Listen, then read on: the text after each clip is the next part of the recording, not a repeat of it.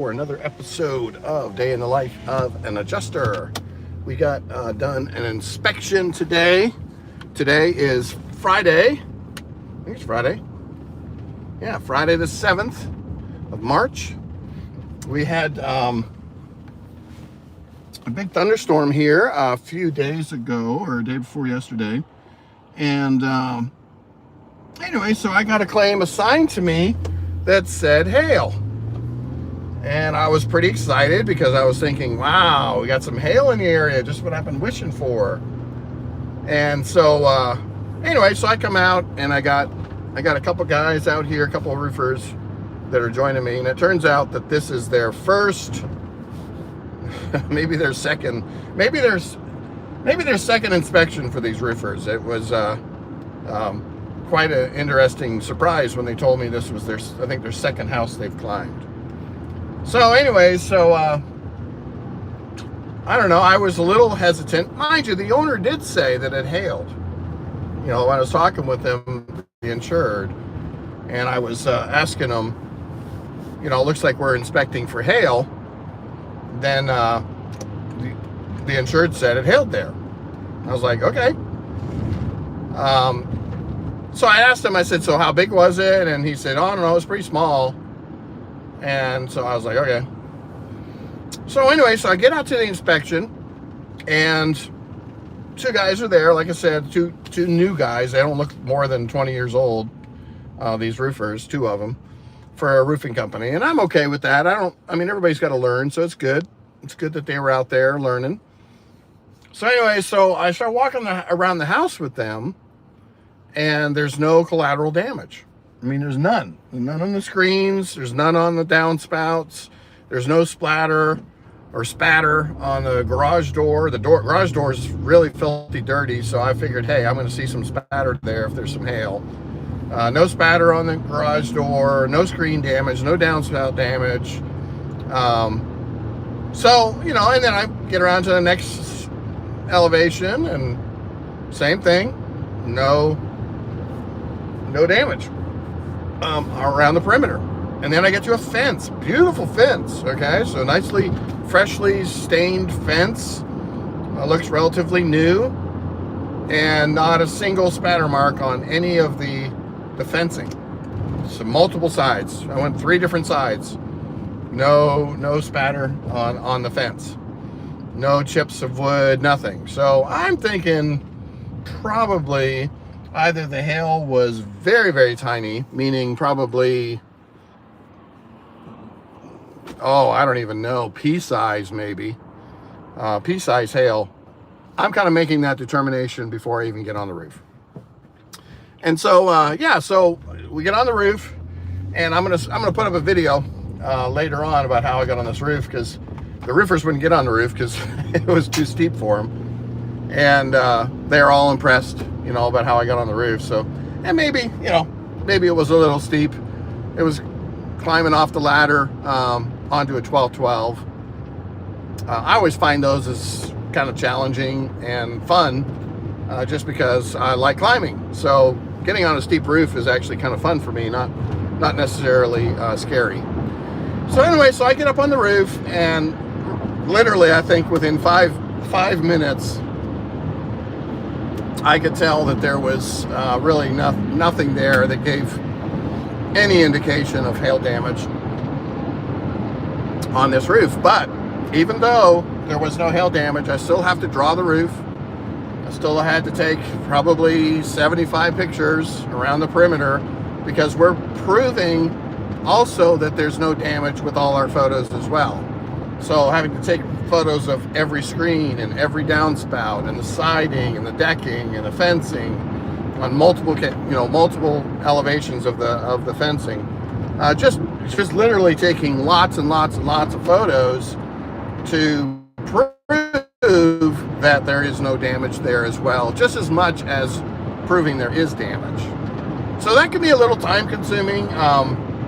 As an adjuster, you're required to take all those photos just as much to prove there is no damage as you are to prove there is damage. And the reason being is that if they would come back later and say, well, he didn't look at my screens, then the desk adjuster will be able to say, well, he got like 30 pictures of every screen that you got on your house. So I'm pretty sure that he took pretty good documentation of your screens. So that's part of the protection for us as adjusters, is taking those photos of the non-damage just as much as the damage that we find. So I was kind of bummed because I was kind of hoping there was a big hail event out here. So got that inspection done this morning, and that was kind of cool because that claim came in at 9 o'clock this morning to my inbox, and I'm inspecting it at 11 o'clock. So that's killer. I mean, I had a free afternoon, or free after my morning appointments were done, and so I had an opening at 11, and so I asked the guy, I said, hey, do you mind if I inspect this today in a couple hours? And he's like, sure.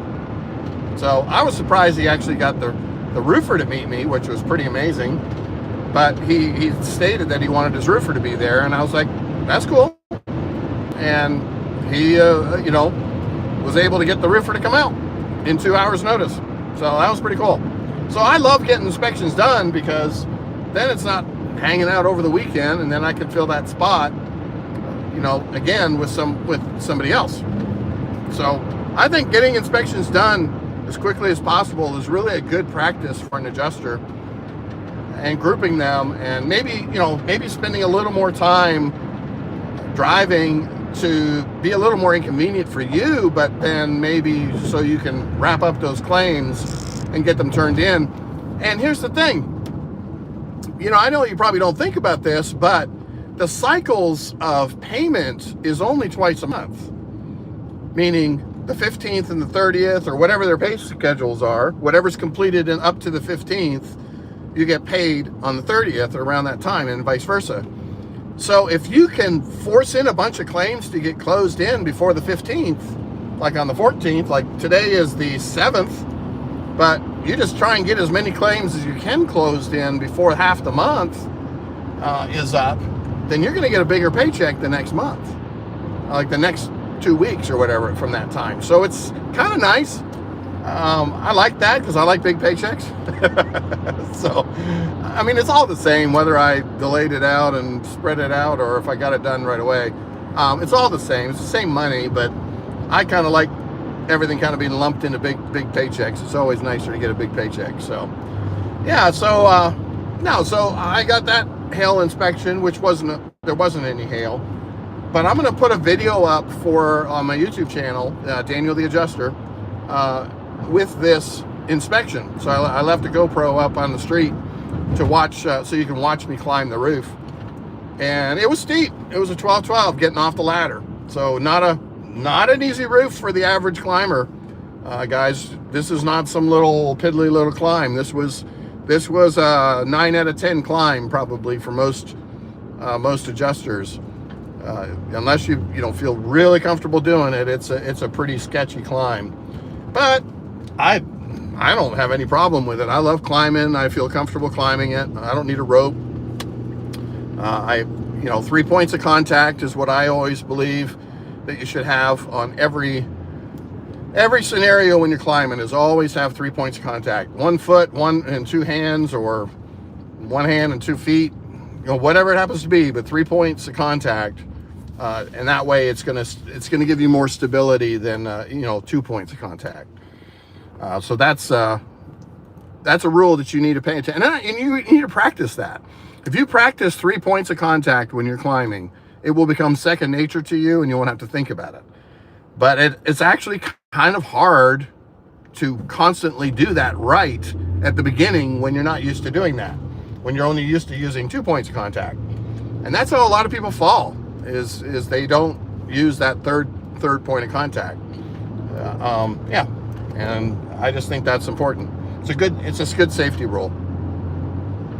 And to tell you the truth, there's a lot of even mountain climbers have rules like that they use for how to climb and how to make sure they're safe.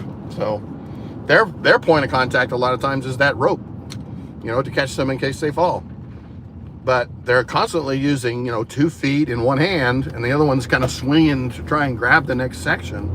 But typically it's going to it's going to be 3 points of contact. They might have 4 points of contact if they have the rope attached, because that's going to be, you know, their safety line for in case they fall. So, hey, I'm stopping to get some lunch, so you guys can come with me. I tell you that pretty much the normal behavior for me when I do claims is see all the inspections in the morning and grab some lunch on the way home. That's pretty commonly the way I do things. Okay, so just wanted to kind of give you guys that heads up that that's the process of my inspection. That's just me. I just feel like coming home, it's kind of stressful. I kind of want to just get right into inspecting claims and not feel like, you know, I've got to stop and fix lunch and take that time. So yeah, so I typically will grab something on the way home. Come with me. We're going to Jimmy John's. Bet you guys love Jimmy John's, right? All right, let's take a look.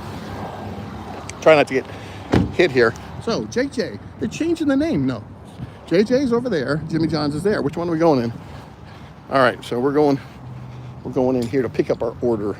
I ordered ahead. Oh, that's another good feature too, guys, is you can order ahead and it will be ready when we get there. All right, let's take a look.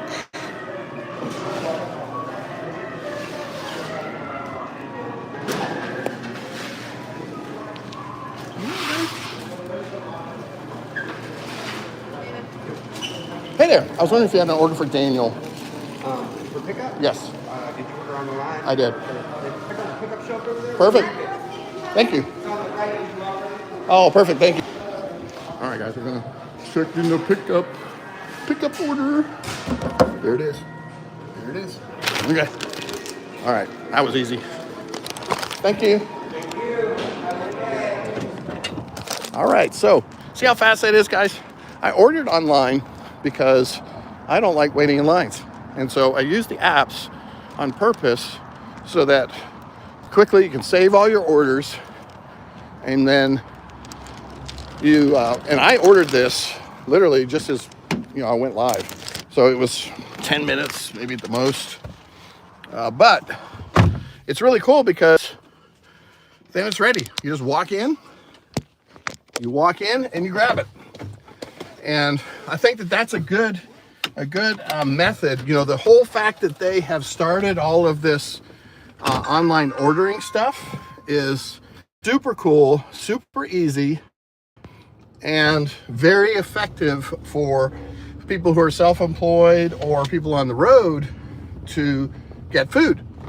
And I love it. I don't know if you guys don't use it, but that was Jimmy John's, and that was lickety split.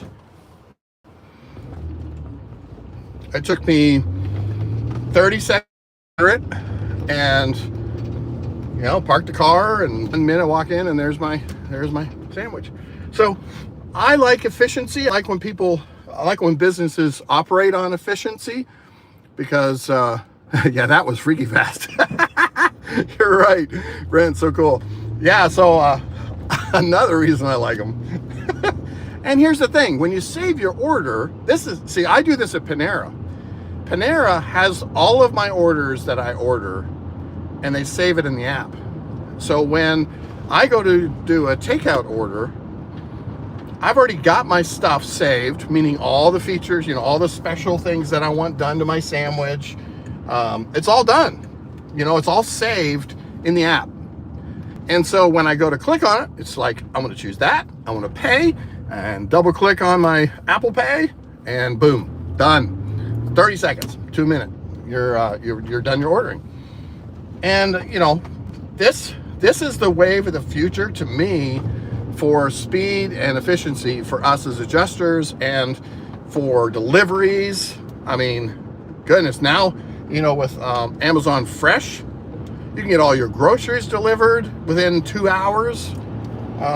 Pay a little bit of a surcharge, but whoopie-doo.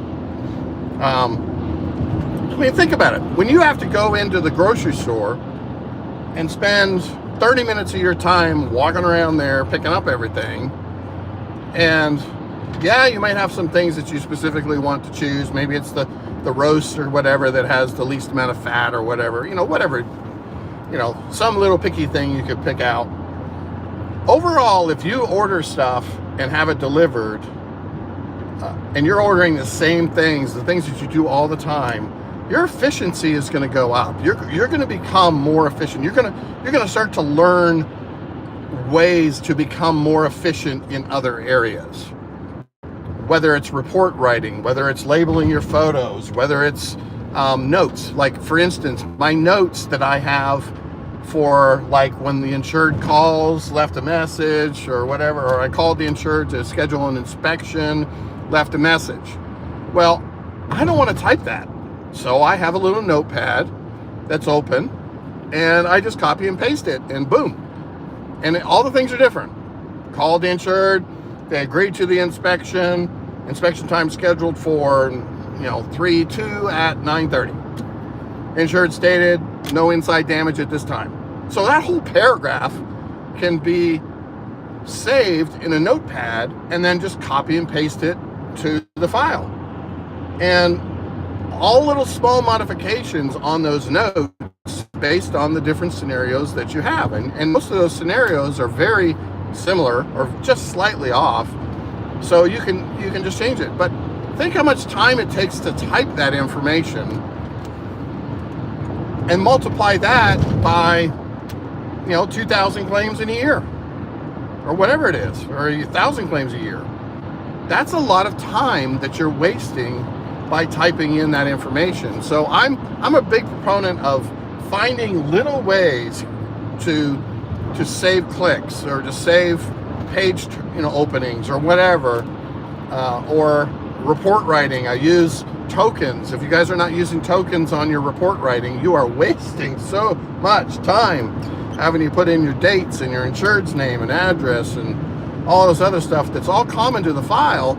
You can use tokens in your Word document and create Word documents with tokens, which are your general loss report. And all of these things are imported automatically when you open the file, so you don't have to type those. Cause of loss, date of loss, policy, deductible. Then you got policy limits. So I got one carrier that wants coverage A, B, C, and D listed on my general loss report. Well, there's a token that I can put in place of that, and automatically pulls that information from Xactimate, and I don't have to type it in. So it's really cool. And I got other ones that say they want the actual ACV written at the bottom of the estimate, and they want the deductible, and they want the recoverable depreciation written. Well, that's all tokens that can be automatically put into your Word document and get automatically imported. I don't have to type any of those because they're all imported automatically when you open the file. So things like that, you want to learn those little tricks, and I'll probably do a video one day for tokens just to explain that. So enjoy watching your videos. I was a staff adjuster who went to the dark side. Now a PA. I don't use the carrier requirements. Very cool. I don't miss all the carrier requirements. Yeah, no worries. Hey, there's two sides. Like I said, you can be happy on one side or the other. Just don't try and cross one or the other. Nothing wrong with PAs. I've met some great PAs. I think you can be a good PA. I really do. I think you can be a person who really looks out for the insured and tries to make sure that nothing is left off the estimate. Everything from toilet paper holders that have to be remounted, or maybe they got lost in the destruction, to towel bars that got to be reset, right down to the linear feet of backsplash on the marble, whereas most of your guys are only writing for the surface and they're leaving off the perimeter of the marble backsplash or whatever. All that square footage is money. And if you're getting overhead and profit on that, then it's going to be even more. So I totally get it. PAs can be very good people to look out for every line item potentially that could be added to a file. But then on the flip side, we've got a bunch of PAs that are like 4 coats of paint, 3 coats of polyurethane on the flooring, high-grade cabinets on everything, high-grade appliances on everything. I mean, just crazy stuff. And you're just like, I don't think a production home has got high grade on everything. So yeah, we want to we want to be careful that we get things assessed right. For sure, I have a great relationship with adjusters. I run into a lot. Very good. Yeah, you're right. I got a guy who asked, I mean, I know his dog, I know his girlfriend, and when we see each other, we have a great time. We just go around and he says, nah, that's not hail. That's not hail. No, that's wear and tear. And he's just got a great, oh yeah, the porta potty, yeah. Half the people get those things, yeah. And here's the thing, I get it. But here, when I get a PA that sits there and says, oh, we're going to have a general contractor on site, a supervisor, every single hour of every day from the day that project starts to the day the project finishes, I'm like, hogwash. Ain't no way that superintendent is sitting there on a Saturday afternoon for 8 or 10 hours at that job site. And when there's nothing being done, like you're ordering windows or, appliances didn't get done, I can guarantee that supervisor is not sitting on that job watching that house. So yeah, those are things that I get a little frustrated when I see, 1,600 hours of supervision, put into an estimate. It's just ridiculous.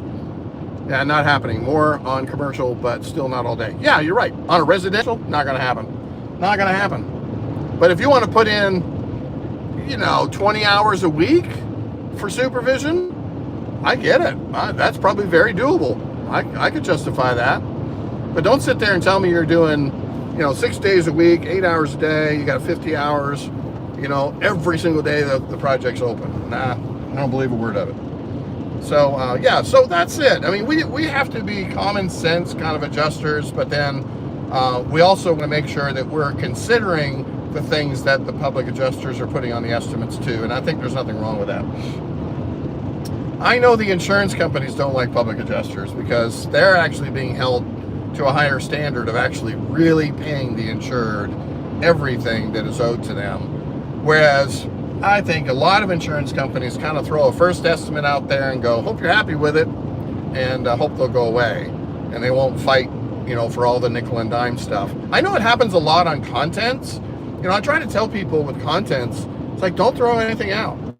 So if you use 20 towels to wipe up all that poop water, and towels are $15 a piece, $15 a piece. I said, I don't care if they were 5 years old. You still have to replenish 15 towels or 20 towels that you use to clean up poop, and you have to throw them out. So let's get you reimbursed for it. Don't throw away stuff. And all these people will throw away, boxes and boxes of cardboard boxes with junk, it all got ruined. And I'm like, well, what was in it? And they're like, oh, some old picture frames and blah, blah, blah, and they all got ruined. And I'm like, dude, the stuff costs money, get something for it. So I'm a huge proponent of making sure that every line item for those types of things are taken care of. It's just fair, it's the law. The law is, if something got damaged during this event, the insurance company is required to pay for it. So let's make sure that they're reimbursed for it. It's just fair. I mean, I would want it when I'm in there and something would happen to my house, and I'd be looking at every single thing, every single little thing that's in that house that got damaged. I would want it put on the estimate.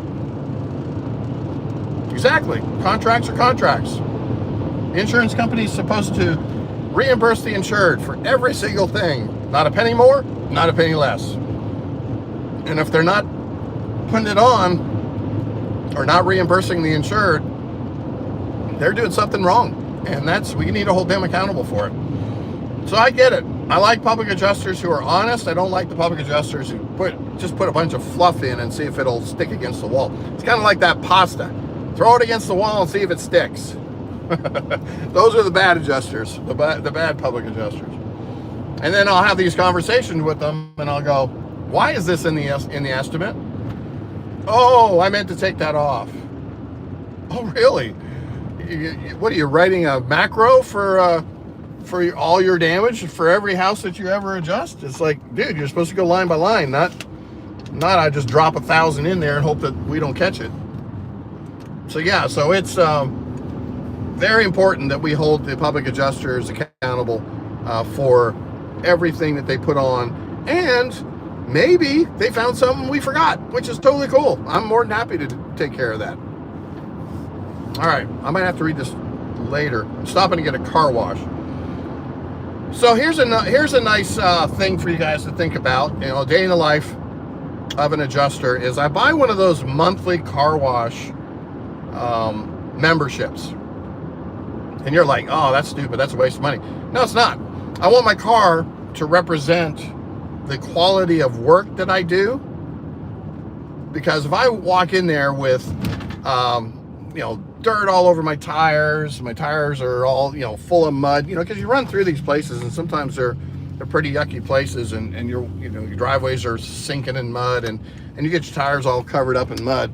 Well, I like to make sure that I have my tires all shined up, the car's clean, and it looks ship shape when I pull up to somebody's house. And the reason being is that presents a quality of taking care of things that the insured then also sees. Oh, he's driving a nice car and it's clean and looks great. And you know, that's an important factor in just part of the adjusting that we do here. We want to make sure that we take care of doing the right thing for you know, presenting ourselves as a professional. And yeah, so a car wash. How's it going, buddy? I see this guy all the time. He's just like, man, this guy's in here every 3 days. Yeah, so what I do is as soon as I see a film that's on my car, I'm in getting a car wash. And that normally means that the tires are dirty. I've got streaks down from windshield wipers, or, you know, whatever happens, there's something that's not making my car look ship shape. And it's a professionalism that's going to make you appear like you're more professional than sorry if you came here, sorry. If you come up there with 3 different size tires, different types of tires, and wow, I never realized it was so loud. So yeah, so you want to take care of your car, make sure your tires are looking good, and that way it's just a professionalism that will seem much better than the average Joe.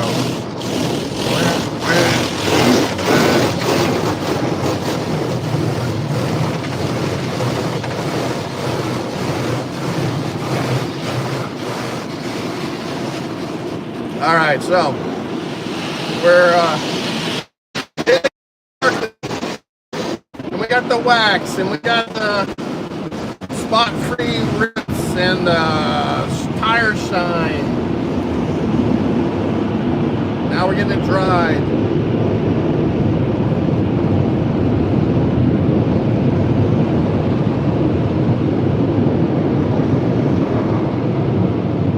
All right, so I just had one. It was for a full denial, leakage and seepage. Adjuster never asked for the water bill. Water bill spiked 3 days before reported day loss. Oh, isn't that crazy?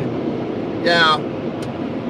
Yeah, for sure. I mean, that water bill, the water bill and the electricity bill are 2 things that you want to consider getting added to, because for instance, that water was running up underneath the house, and yeah, they get a call from the water company, and they got a $1,200 water bill, and that's reimbursable.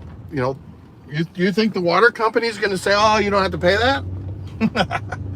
Well, some of them might, but most of the time they want their money.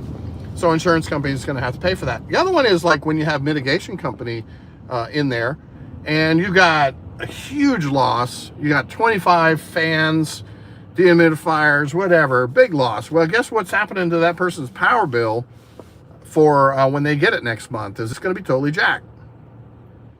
Got a quote for a remediation company at 22 pickup debris removal 22 and for a 48 square drive. Oh my goodness, that's incredible. Yeah, that's nuts. No, like you do a dumpster, I mean, the most you might need is 3 on a massive job.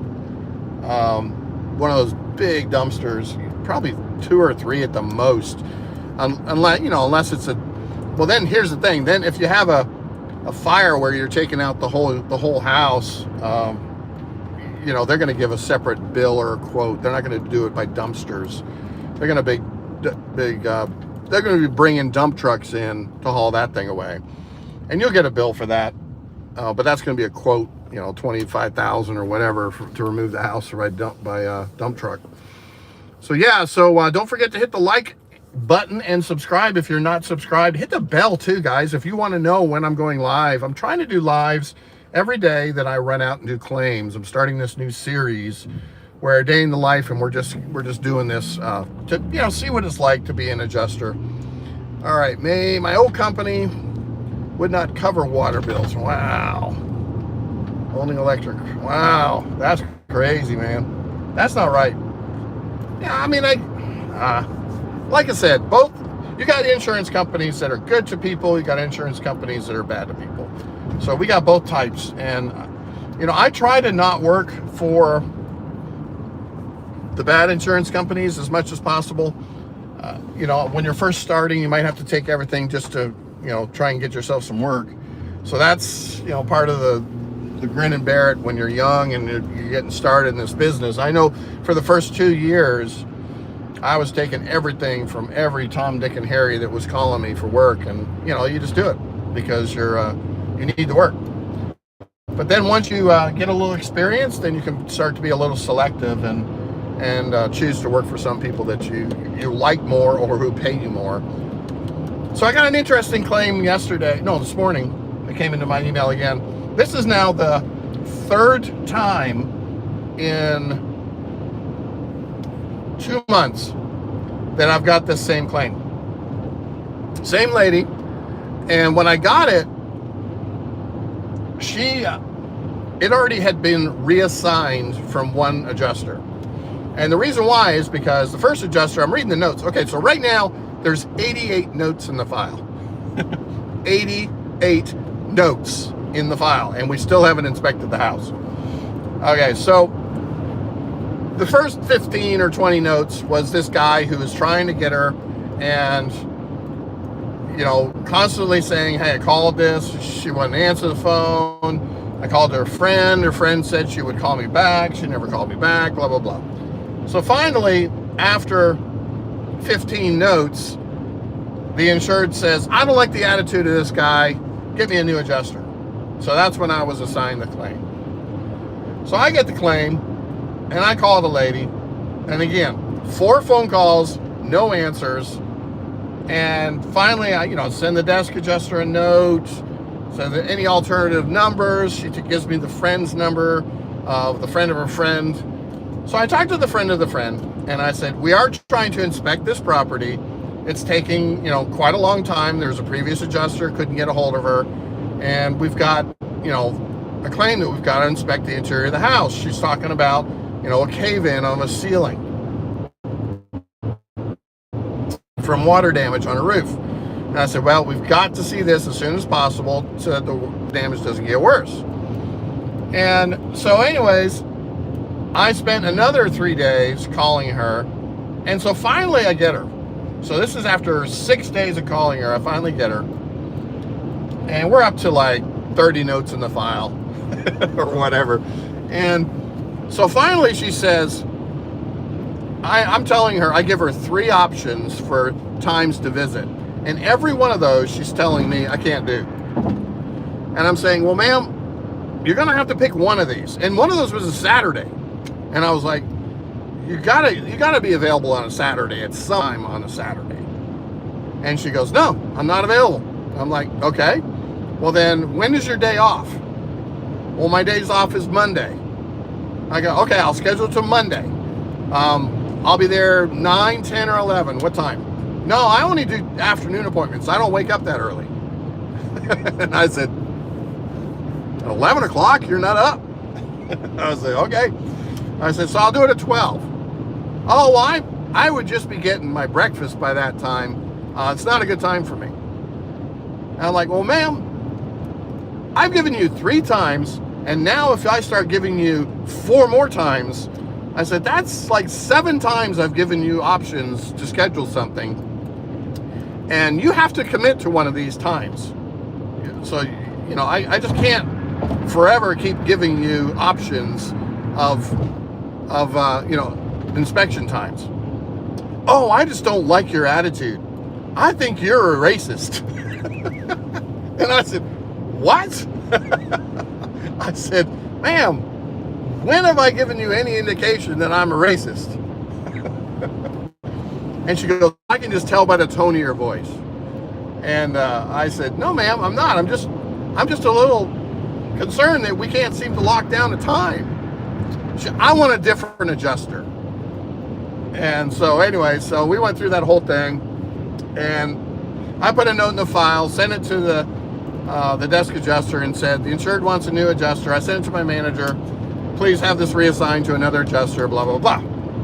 Well, then I get a call from my manager who says, guess what? We got a call for this person that says you were you were a racist.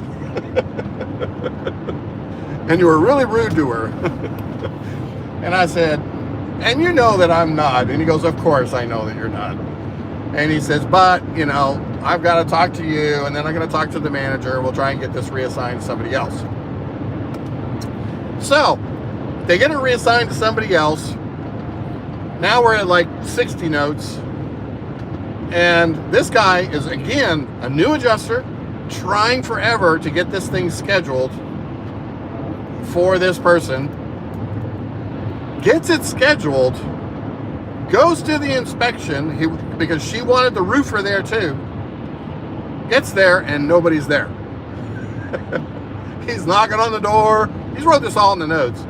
Knocking on the door, stood there for 30 minutes, called the insured, no answer, called the roofer, no answer, and left. So obviously we bill him because we went. Anyway, so a couple days later, the insured calls back and says, I had an appointment, I couldn't make it. So this is in the file as well. So that adjuster says, you need to get this thing reassigned to somebody else. I'm not going out there again. And that's the wonderful thing about a independent adjuster is you can do this. And so they reassign it back to me. So now there's 88 notes in the file. And I'm reading all this and I'm like, uh-oh. She thought I was a racist. I certainly don't need to go back there again. And so anyway, so I called my manager and I said, guess what? I said, that other claim that, she called me a racist got reassigned to me. And he goes, oh man. He says, we're not sending you back out there. He says, that would be hellfire. He said, that would not be good at all. And I said, yeah, I figured you knew that. And he says, well, we're running out of options. He says, we don't have any more adjusters in the area to send out there. And the other guy doesn't want to do it. You don't want, you can't do it. He says, we're running out of people. And I say, well, why don't you tell the desk adjuster that they need to send this to a staff adjuster and have them do it. And he says, good point. He says, let me do that. And so then I said to my manager, I said, have you looked at the house Google Maps by any chance? And he goes, no. He said, well, what's up with it? I said, the thing's not bigger than like 900 square feet. And we're doing a roof claim. And he said that the Google's got siding all, falling off the house, and side of the house. I said, this place looks like a homeless shelter. And he goes, no way. So he pulls it up and he opens it up and he goes, oh my goodness. He said, we could probably roof this thing for $1,200. And anyway, so all this over this piece of junk house, a very unhappy person that's just disagreeable, and we can't ever lock down a time, yet she keeps calling in and wanting somebody to come out and take a look. And we already know probably 9 times out of 10, we're going to cancel, we're going to deny the claim because it's long-term damage and it was delayed in allowing us to inspect. There's clauses all over the policy for that says if you're refusing to let us inspect the property, then any additional damage that happens is not going to be covered, and potentially the whole claim could be denied. So she's risking that, not to mention she's probably going to get dropped. There'll be an underwriting review for her. So it's just, people are very funny when it comes to just how they behave. Like, this is your insurance company and you're trying to get money from them. So you certainly want to treat them with respect and care, and then you're calling adjusters racist for no reason, and demanding other adjusters, and I mean, just a crazy. I mean, it's like a blooper. I look at it like sometimes I wonder, what are people thinking? It's crazy. But as an adjuster, we're gonna be calm. We're gonna be respectful and do our best to, help them. But in the end of it, they can call us whatever we want. But it's not true. But it is what it is. All right, Francisca. Daniel, do you know if it is possible to work as a desk adjuster from another country? Oh, good question. I think it would be if I had been working for an adjuster, as an adjuster for a firm, as a desk adjuster in America already. And then I was moving, I might actually be able to negotiate keeping my position from another country. I think that's probably the only way I could see that working. But I don't know. I mean, that's a good question. I don't know anything about that. I was thinking the same thing for myself. Like when I get older, I am probably going to go into file review scenarios, meaning I can work from anywhere in the country. I'm on a phone, I'm in my house, whatever. It doesn't matter where I live. I can file review these files from anywhere, and including probably a foreign country. They would never know if I moved to the Philippines as long as I had good internet connection and I was returning calls. And you can get foreign calls. In fact, I have been talking to a couple young ladies over in the Philippines, and they have an iPhone, and iMessage works. iMessage from Apple works. I can text her just like she's there, and I did a FaceTime with her, and I would never know she was in the Philippines. I mean, she was, because she showed me outside and showed me around her place. But I was like, I would never have imagined that iPhone would work directly from the Philippines as if you were right there. So if you're sitting in an office and you got your office all decorated, whatever, and you had to FaceTime somebody, which you don't. I mean, your desk adjusters never really have to FaceTime anybody. But if I had a FaceTime with a manager and I had to do a meeting or a Zoom call or whatever, I think you could do it just fine. So I don't know. But as far as starting right out from not having experience in being a desk adjuster from another country, I'm not sure that would work out really well. That would be a tough one. Yeah, so just heading home now. Hold on, one more question. Says, those are the people that call me saying insurance is screwing me. Oh yeah, you're right. It's so much. I mean, that's the whole reason why people call PAs, is they think that the insurance company's out to screw them. Because, I mean, they feel like they're not being treated fairly. Okay, I get it. I mean, it does happen, probably more often than it doesn't, where people are like, I had a supplement in my major event. Let's hope you took documentation. Let's hope you took photos. You write down a list of contents that got missing.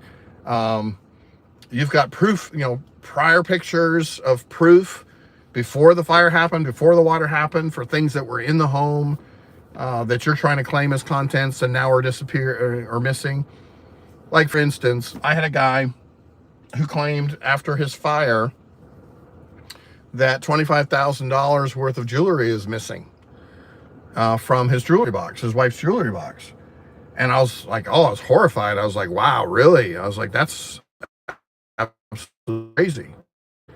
But I asked him, I said, do you have any photos whatsoever of that jewelry on your wife? Like on her being? But do you have that, have any proof that you owned it? And he said no. And I was like, that quick? You don't even want to go through these? Go through your photos and see if you can find something? But not to mention, he didn't have a policy that even covered that kind of dollar value of the jewelry. Most of your policies have to have a rider or an additional endorsement for all that excessive jewelry. But if he'd had that much, I would assumed he would have understood he needed an endorsement for additional jewelry.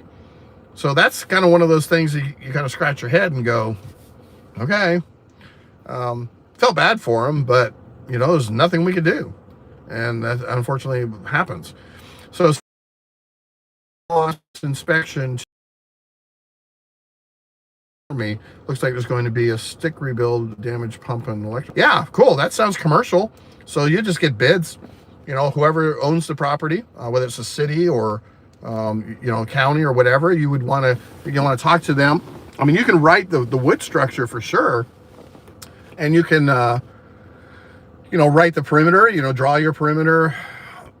Take some good photos of truss system or stick built or whatever it happens to be. Yeah, and Xactimate has the wall tool that allows you just to a wall and frame it, and you could just do load-bearing exterior walls on all four. So that's one way you could do it, and then do your roof system, measure your roof, unless it's burnt to the ground. Then use some Google photos and see if you can find aerial photos of it, so you can get some measurements. And if there's like the pumps and stuff, you're probably not gonna have anything Xactimate that's gonna have anything even close to a close price point on those things. So you'll have to talk to a contractor and say, hey, get me a bid. And everything can be done by bid item, by the trade. Okay, so BID-ITM. And you can do that with plumbing and electrical and HVAC. All those can be done bid items. So it's very easy to do. Do you use up Matterport? No, I don't. I don't use any of that, Francisco. And the reason being is that it would just take too much time for me to drop that into several different locations in the room and let that thing run. My goal is to get in and out of these people's houses. I do not want to be in their house for more than 15 minutes at the most. Even on big water losses, I mean, I'm going to be there 30 minutes, but I'm just going to measure the house up super fast, do quick notes, but take lots of photos. And the photos are going to be what's going to allow me to understand all the damaged items in the house. Meaning how much baseboard was damaged and stuff like that. So I actually, if I remember, I might do a linear footage of baseboard that's missing per room. But a lot of times, if you're sketching it, then I can just add the 3 walls together that had the baseboard missing, and then that's my measurements. But I'm already drawing the room, so I easily have the measurements for the base that way as well. But as long as I take a good photo and show that it's missing from those 3 locations, then I technically don't really need to write down base 16 feet or whatever it happens to be for 3 pieces of baseboard. So yeah, the Matterport is great, I think, for remediation company. Nice because they can now use that information to reset all the personal belongings in the house. Kind of like, wouldn't it be cool, like if you could, I mean, this is what I did actually when I was remodeling, is I took a picture of the person's room before I did any of the remodeling work. And that's everything from decorations, paintings on the wall, books on the shelves, everything. I took photos of everything. And what set me apart was when I had done the remodel, whether it was, adding a wall or putting up crown molding, painting the different room, different colors, changing out the flooring, maybe putting hardwood in instead of carpet. You have to move every bit of your possessions, out of the room. And the coolest thing is when I would reveal the work that was done when the insured got home, and I would then show them the finished product. I used the photos to document exactly where their personal possessions were so that they were all put back exactly how they left it.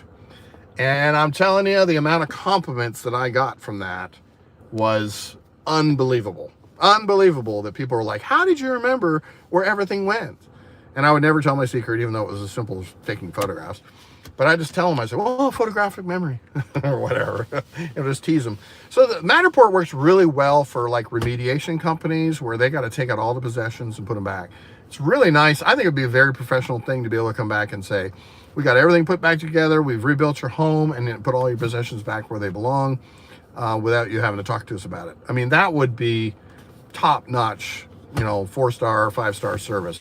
So I just kind of look at it like that. For me, I can zip through a house and measure super fast. I don't care if I have to measure the whole downstairs of a monster house. It's not taking me more than 15 minutes to measure that house and draw it out.